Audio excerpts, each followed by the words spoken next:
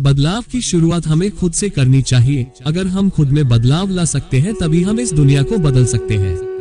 एक कहावत के अनुसार हर बदलाव की शुरुआत कर। तू खुद को बदल कर जमाने को बदलना चाहता है तो खुद से पहल कर। कोई इंसान परफेक्ट नहीं होता है, उसके अंदर कुछ खामियां अवश्य होती है।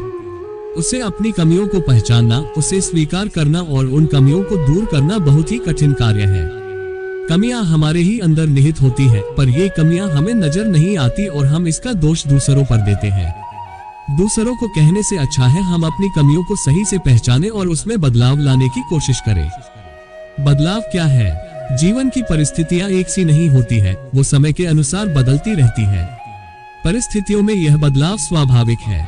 कभी कभी ये परिस्थितियां हमें बदलने के लिए मजबूर करती हैं और कभी हम परिस्थिति के अनुसार स्वयं को बदलते हैं।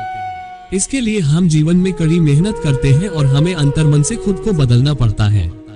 यहाँ बदलाव का तात्पर्य खुद में बदलाव लाने से है। हमें खुद में बदलाव लाने के लिए अपनी कमियों को पहचानना होगा और हमें खुद पर पूरा भरोसा करना होगा।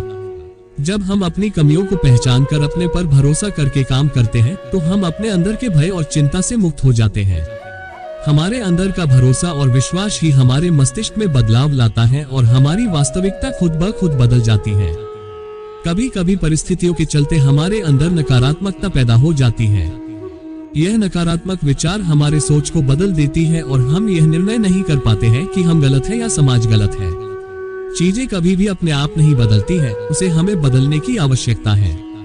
हम ज्यादातर अपनी गलतियों को दूसरों की गलतियां कहते हैं और यही हमारी नकारात्मक सोच है। इस दृष्टिकोण को हमें बदलने की जरूरत है और हमें अपने सकारात्मक विचारों के साथ आगे बढ़ने की आवश्यकता है।